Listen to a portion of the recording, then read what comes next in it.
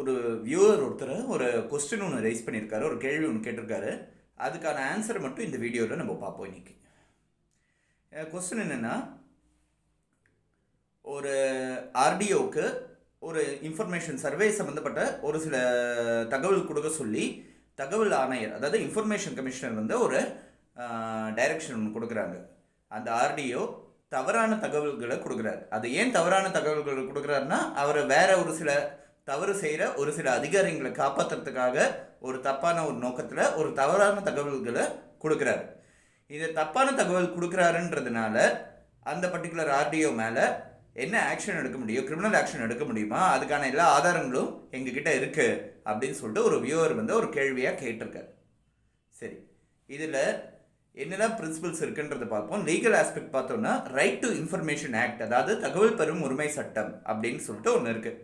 இந்த தகவல் பெறும் உரிமை சட்டத்தில் ஒரு தகவல் வேண்டி நம்ம ஒரு கொஸ்டின் ஒன்று ரைஸ் பண்ணி ஒரு ரெஜிஸ்டர்ட் போஸ்ட் மூலமாகவோ ஒரு இமெயில் மூலமாகவோ அனுப்புறது உண்டு.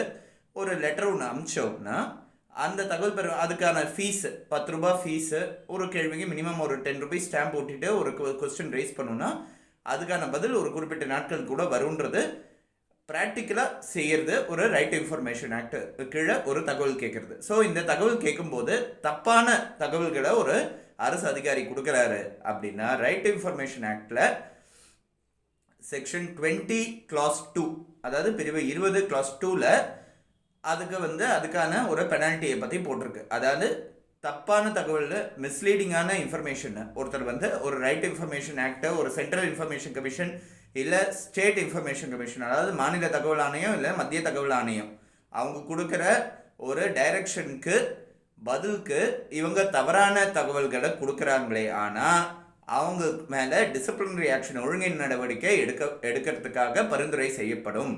ஷால் அப்படின்ற வார்த்தை இருக்குது. ஷால் அப்படின்னா செஞ்சே ஆகணும், அவங்க மேலே டிசிப்ளினரி ஆக்ஷன் எடுக்க சொல்லி ரெக்கமெண்டேஷன் கொடுத்தே ஆகணுன்றது இருக்குது.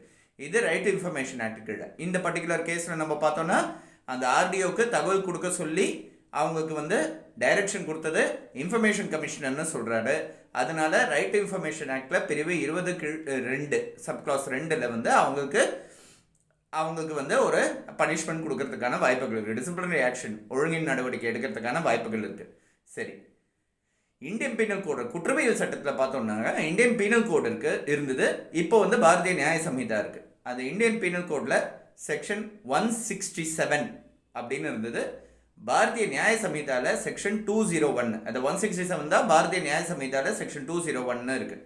அதாவது ஒரு தவறான எண்ணத்தோட நோக்கத்தோட ஒரு அரசு ஊழியர் ஒரு பப்ளிக் சர்வெண்ட் வந்து ஒரு தப்பான ஒரு தகவல்களை இல்லை தப்பான ஒரு டிரான்ஸ்லேஷனை கொடுத்தாரு, ஆனால் அவங்க மேலே ஒரு நடவடிக்கை எடுக்கணும். 2வது 3 வருஷம் ஜெயிலு ப்ளஸ் அபராதம், இல்லைன்னா 3 வருஷம் ஜெயில் அல்லது அபராதம், இல்லைன்னா ரெண்டுமே.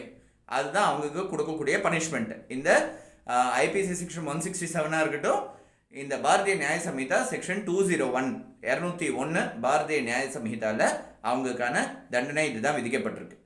இவர் எல்லா விதமான ஆதாரங்களும் வச்சுருக்கேன் அப்படின்னு சொல்கிறாருன்றதுனால இந்த ஆதாரங்கள்லாம் ஒரு ப்ரைவேட் கம்ப்ளைண்ட்டாக சம்மந்தப்பட்ட மேஜிஸ்ட்ரேட் கிட்ட சப்மிட் பண்ணால் இந்த இந்தியன் பீனல் கோட், அதாவது பாரதிய நியாய சம்ஹிதா கீழே உண்டான நடவடிக்கையை எடுக்கப்படும். குற்றவியல் நடவடிக்கையை எடுக்க ஆரம்பிக்கலாம்.